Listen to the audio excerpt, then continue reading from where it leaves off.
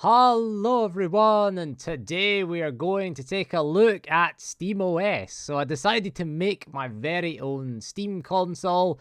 Now this project had a lot of issues. As you can see, we're using a Silverstone desktop case, which I bought in 2019. It's been lying around for a while. So the system that we decided to use here, I've got an old MSI Mortar Max B450M motherboard there. As you can see there, we've got a WD SN570 SSD. We've got two 8GB, so 8GB RAM sticks, 16 gigs in total, DDR4 at 3200 megahertz. CPU wise, we went for the Ryzen 5 at 5600G for reasons that we will go into later in this video. The power supply should have really used a modular power supply, 650 watt here. It was just one that was lying around, and yeah, the cable management isn't great, but there's not a lot we can really do in terms of cable management inside this case because we're kind of limited for cable management options. But other than that, it's fine. Temperatures are pretty good. Now, we did have a few, again, issues with this system. Initially, I was going to use a Ryzen 5 2600 and a GTX 1070, but installing SteamOS is not compatible with NVIDIA GPUs anymore. Holo ISO is what we use to install SteamOS. And again, it just isn't compatible. So we faced three choices. Number one was to abandon it.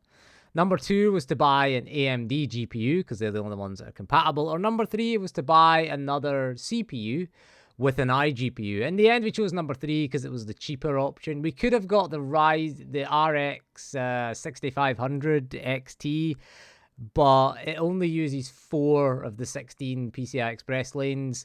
And this is fine on a Gen 4 motherboard, but this motherboard is a Gen 3 motherboard, so not the best in terms of we would have got bottlenecked performance. So I decided just to go with the iGPU in the end. The 5600G was pretty cheap actually. It cost around £116. Which was not too bad. I mean, now it costs around £120 mark, so it's not too bad. We'll show you the rear I/O here. Again, it's just a fairly standard rear I/O. It does have a BIOS flash button, so you can update the BIOS without a CPU. Luckily, I had the 2600 to update the BIOS, and it is compatible with the 5000 series with the updated BIOS. So we do need the BIOS flash button, although I won't recommend this motherboard, as we'll see the price of it here. So as you can see, this B450 Mortar Max, as you can see, I paid £40 for this in 2021. This is the cost of it today. So get something like a B550 if you're going to go for this. Again, I wouldn't recommend it at that price. It is ridiculous. The rest of the build costs less than that. But again, the Ryzen 5 CPU, it was 116 at the time. The alternative we could have looked at was the 4500G. Has the same iGPU as the 5600G here. But price-wise, it's pretty competitively priced. I think this is quite a decent CPU. Bear in mind, this is the cost of the CPU and the GPU. So at some point, we may look to add a dedicated AMD GPU. But the original plans were to include the 2600. That 2600, you got to feel sorry for that CPU because I bought that in 2019 for a PC build, and the motherboard didn't work on it. So every time we've had that CPU, we've had to use an alternative because, of course, the 2600 doesn't have an iGPU. So we had to have either a dedicated GPU or buy a new CPU that had an iGPU. So I just wanted to test it out. And again, so in terms of power, in comparison to the Steam Deck, the CPU is more powerful. Again, it's faster clock speed, and it has 2 extra cores and 4 extra threads. It's 6 cores and 12 threads as opposed to the Deck's 4 cores and 8 threads. Right, so after you install Holo ISO, and log into your Steam account, you are, of course, presented with the Steam Deck operating system, and everything works the same. We're using a dual shock 4. So if you go into the system information settings, you'll see here we've got Holo ISO here. It will, of course, recognize our 5600G with Radeon graphics, 6 cores, 12 threads, 4.4 gigahertz roughly, 13 gigs of RAM because we have 2 gigs reserved for the VRAM. There you go, that's the video driver there. So everything is as you would expect for SteamOS. Again, using a dual shock 4 because it has a it just recognizes wireless controller there. So the reason is because it's got a trackpad, and the Steam Deck has a trackpad, so you can see you can move the mouse around using the trackpad here. And it is Bluetooth as well. I bought a Bluetooth adapter, and you can see all the buttons. You press PlayStation button and X to get the performance menu and things like that. The battery view doesn't really work because there isn't a battery. It just sort of has any, and you can enable things like FSR, frame rate limit, the performance overlay, and everything that you can do on the Steam Deck is available here. Again, game compatibility is pretty similar to the Steam Deck, so you can move around. PlayStation button gives you the menu, and again you can go into the Steam store and you've got all your games that run great on deck. So let's get into a few games then and have a go at something and see how well it runs on this system. Okay, then we will start our run as ever with these tests with Elden Ring then, which is a fully Steam Deck compatible game. This is 720p and medium settings, and similar to the Steam Deck, again we have a weaker GPU than the Steam Deck because the GPU here is a Radeon Vega 7. It's got 7 compute units, and again runs at 1.9 gigahertz advertised, so it is running at 1900 megahertz there. It is GPU bound here, and it's performing okay, actually. Elden Ring is not too bad here. You can see here on the CPU front, we've got all the cores and all the threads represented here. 30 FPS cap is in place. It runs about 34 FPS, if you're wanting an exact figure, but I think a 30 FPS cap is reasonable. Let's go and rest at the site of grace here. We already discovered it, so that's why we don't have to touch it. And you can see on the overlay, you've got DS4 pad, and it tells you the battery level of the DualShock 4, which is quite interesting. The prompts are all Xbox prompts, and you can see here, it is kind of stopping short of using all the CPU cores and threads. Again, this was quite heavily optimized for Steam Deck, but yeah, performance is pretty similar to Steam Deck here. It is GPU bound. As you can see by the usage there, the GPU usage is in the 90s. Temperatures are pretty good. That little knock to a low-profile cooler is doing a good job at keeping everything cool as well. Better than the Steam Deck, of course. But again, it is less portable, we'll call it, than the Steam Deck. You're not going to carry that around in your pocket, that massive big case here. But yeah, just riding around in Limgrave here. We'll get into some combat. We did aggro all the dudes there. FSR is on. Again, you can enable FSR on the system level. Let's just kill that dude there for 23 runes. Let's kill his friend and his other friend with our magic, because we're a chicken. Again, this is how far we progressed on the PC version, really. Not very far, but you can see the CPU is running well. Most of the cores are in the 4 gigahertz. Again, it is only using 8 cores, or 4 cores and 8 threads, should we say. Again, this is quite heavily optimized for Steam Deck, and I guess it's not expecting it to run on this many cores and threads. I've used up all my mana flasks. That's not good. But yeah, so yeah, Elden Ring runs pretty well on this system. So you can see there with the CPU usage. Again, bear in mind that this is not officially supported, that Holo ISO is a project to bring SteamOS to the desktop PCs. Effectively, it's a Steam console in the end, but yeah, the performance isn't too bad. VRAM, it's allocating itself 3.8 gigs, which is good. It's going over the 2 gig limit. Then it's not really a hard limit. I did set it in the BIOS to auto, there. So, you know, we're going over that, which is good because bear in mind the Steam Deck assumes that there's one memory pool, which there kind of is one memory pool. It is sharing the 16 gigs of DDR4 memory. It's not got LP DDR5 like the Steam Deck there. So again, with FSR enabled, it's fine. FSR is on at the system level. And again, it runs good. The GPU isn't going to be as good because, again, it's not as new as the deck CPU. The deck uses RDNA 2 and this uses Vega. But it's actually okay. For an iGPU, it's all right, actually. It's running kind of at the full speed there at 1900 megahertz. But we'll move on to something else now. Okay, so Vampire Survivors then, as you can see, late into the run when you've got all the enemies and all those effects going off at once here. We've got all of those. We went for things that had quite a lot of projectiles. We've got the Bibles, we've got the holy water, we've got everything evolved, as you can see here. We've got the, what's it called, the limit break on, so we can level up everything. And the frame rate is really good, because the deck here gets down to like 20 FPS with this, with its CPU. And so this isn't really a test of the GPU, it's more of a CPU test for Vampire Survivors, but it just goes to show you here. It'd be nice to get some sustained run, but we're picking up all those red gems, which are leveling us up. Failed to kill death, though, in this run. I didn't have the laurel, I had the infinite corridor, I had that. That's pretty decent, but you kind of need the laurel and the infinite corridor, and I do have all the curses on.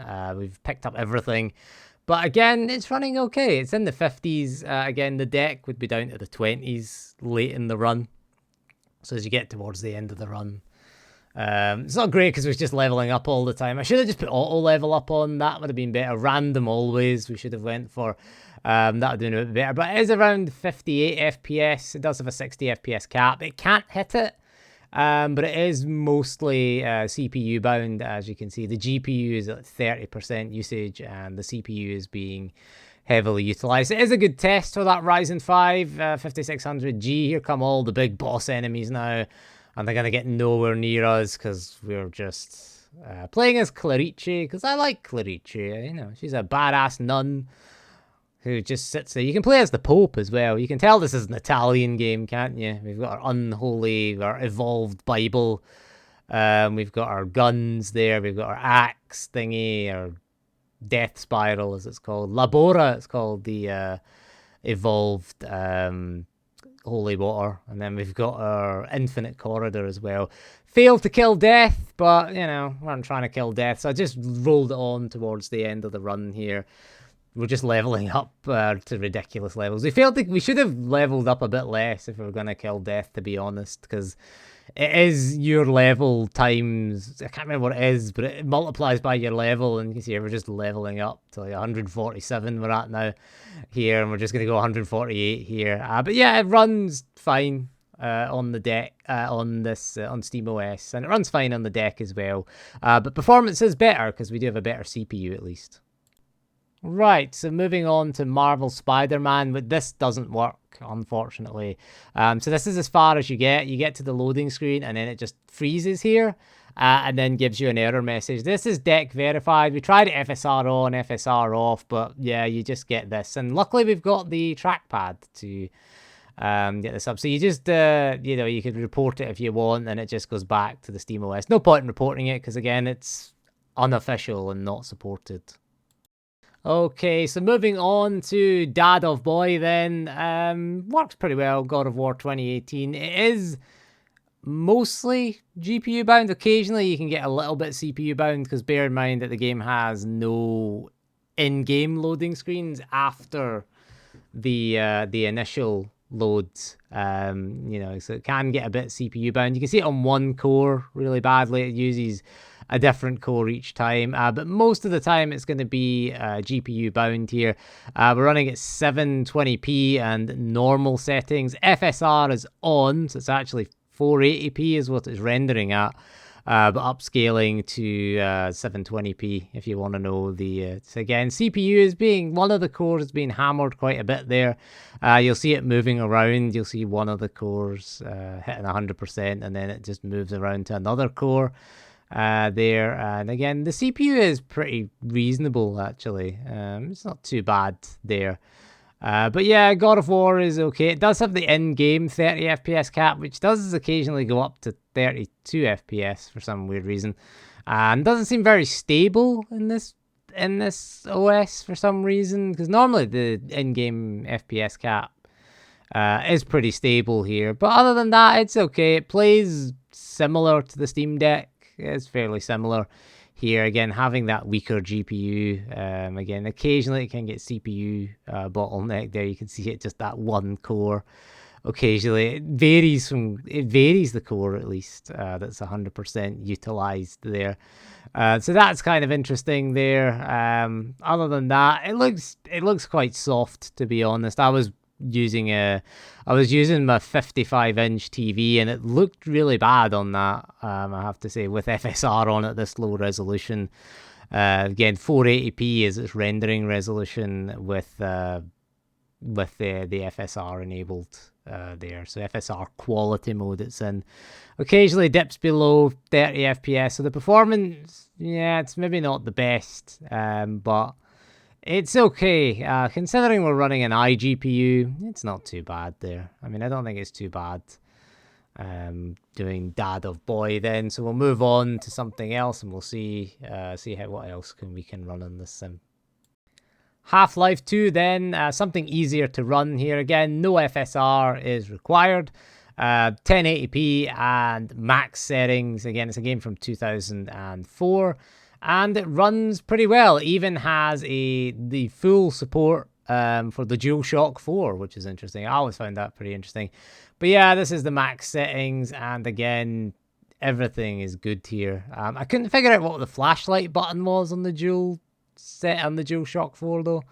I just couldn't figure that out. So this is just the default vanilla Half-Life 2. It's nothing that taxing. I remember building my first ever PC for this game, and you can see here by the GPU utilizing an iGPU. I mean, to be fair, that Intel, that Microsoft Surface I looked at a few years ago, it ran Half-Life 2 well. So yeah, the fact that it's running, it's neither pushing the CPU nor the GPU to its limit. FSR, of course, is off. We could turn it on at the system level, but again, it's got a 60 FPS cap. You can see here that it does have the PlayStation 4 controller button prompts, which is interesting. I had to turn the... make sure you turn off the gyro look, because it'll try and it uses the gyro by default, and you move the controller around, you're like, why is his head moving around like this? And it's so difficult to shoot enemies with the gyro controls. So again, just turn them off in the Steam OS menu. You just go into the controller menu in Steam OS. I think it takes you to the menu as well, because this is like a fully supported Steam OS game. Obviously, because it's by Valve, we'll just run over these Combine dudes. Did we get them all? I don't think we got them all. I don't know how the flashlight works. That's the only thing, so I was struggling. I'm not going into that secret area. Oh, I missed him. I'm going to get out and shoot him. Whoa, the analog stick is way too sensitive here. But yeah, so it fully supports the DualShock 4. Again, we chose the DualShock 4 just because it had the trackpad on it, because some of the older games do assume that you've got a trackpad there. I'm trying to figure out what the button was, and the D-pad just selects your guns. Again, see the button prompts up there, but I couldn't figure out. And you can also use the trackpad as the camera as well. It does say the R or the trackpad that you can use. So that's why we chose the DualSense. If you're using an Xbox controller, just bear in mind that some of the older games will not support a controller input on the user interface. Half-Life 1, for example, doesn't. Neither does Star Wars. What one was it again? Republic Commando. That was it, the one that we were playing. We did that in our Steam Deck review. You can check that out. But again, the Steam Deck has these. I missed the thing. I missed knocking. We'll do this one. We'll knock over these dudes. There, we can ride through them and knock them all into the swamp. We've got to be careful here because you know, those things grab you up. And we'll show you the loading screens quickly here because this is a SSD, Gen 3 SSD. You can see it loads pretty fast. Half-Life 2, you see the stutter on the frame time graph there. But it does load fairly fast. It is running off the Gen 3 NVMe SSD, which is fine. I think the Steam Deck is Gen 3 as well. We'll knock this guy into the water. Let's go and ram this. Knock this little combine dude in. Did we get him? We did get him. Nice. Got him there. Just ram that over. And yeah, Half-Life 2 is pretty decent. I think what we'll do is we'll end with The Witcher 3 because that's pretty good. That runs pretty well. Okay, so we're ending by tossing a SteamOS to our Witcher, or tossing our Witcher at the SteamOS, should be more likely. And this runs pretty good. This is the Witcher 3. This is with the next gen upgrade. Obviously, all the next gen features are disabled. There's no ray tracing or anything like that. So this is 720p, FSR on, so 480p. The rendering resolution is, and low settings, and I think this looks pretty good, and it runs pretty good. I'm only at White Orchard on the Steam version, so I haven't got to like Novigrad, but it does dip occasionally under 30 FPS, and for me, it looks better than the Nintendo Switch version, I've got to say, and it's running pretty smooth. You know, again, we've got the Steam Deck 30 FPS cap, or the SteamOS should be kind of 30 FPS cap in place. So as we head into White Orchard here, you'll see a few one frame drops as you ride through on your horse here. Full speed we're going at here just to push the system to its limit. As we get into town, you can see there little mini stutters there on there. It does drop a couple of frames, 27 FPS briefly, and then recovers back up to 30 FPS here. It isn't fully GPU bound. If you do run with an unlimited FPS, it sits at around the 40 FPS mark, which would actually be okay if this was Steam Deck, because again, we can enable a 40 FPS cap, but on the TV, it doesn't support the VRR from the TV, so we can't do that. There is an option for VRR, but it is grayed out in SteamOS. But yeah, there you go. The Witcher 3, again, just running through here. I haven't tried Novigrad or anything like that, because when I played The Witcher 3 on PC, it was the GOG version. I only recently bought the Steam version. I say recently, it was like 2019 I bought the Steam version. And again, I think it looks okay. I think this is not too bad, considering the hardware that we're running. And we're running on an experimental operating system. I don't think this is too bad a performance. So the ultimate question and the ultimate conclusion is, would I recommend SteamOS as an alternative to Windows for gaming? No, I have to say. I think the lack of compatibility is the big reason. Both hardware and software. Some of these games run fine. These are all deck verified games. But if the game doesn't run on Steam Deck, it will not run on the on this SteamOS basically. The SteamOS is configured to run officially on one device, and that is of course the Steam Deck. So it isn't officially supported, so we do run into issues. There are bugs, there are issues. Getting updates is very difficult. I tried in SteamOS, I tried in the Linux desktop mode, I tried the command line to get updates, and nothing worked. Downloading emulators was a problem. That was an area we were going to look at, was emulation, because I think it would do pretty well, but again, a lot of the repositories are invalid or have error messages on them, so we couldn't download things. Tried Dolphin, tried it in the storefront. What is it? I can't remember what the storefront's called.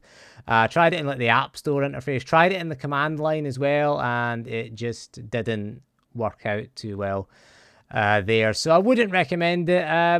Would I recommend buying a PC for this? I mean, we did look at other things. There was a device that we looked at, which I'll show you on screen. Again, that had a similar spec to this PC. It had a Ryzen 5 5600U, which is the laptop variant of the 5600.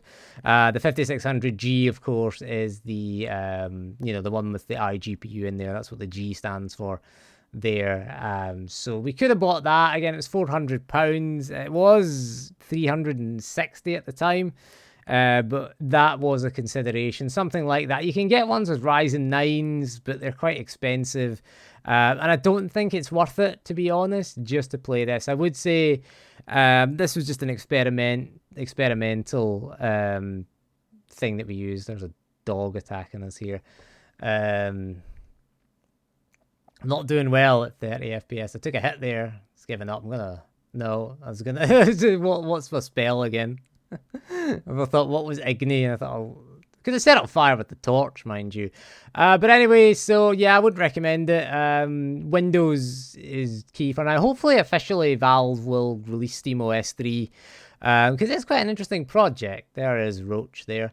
So yeah, and anyway, that is all for this video. So thank you for joining me. And what we'll do in the future, I think I'm gonna buy an AMD dedicated GPU and we'll look at this again with the DGPU. So anyway, that is all, and thank you for joining me, and we'll see you again soon, and goodbye.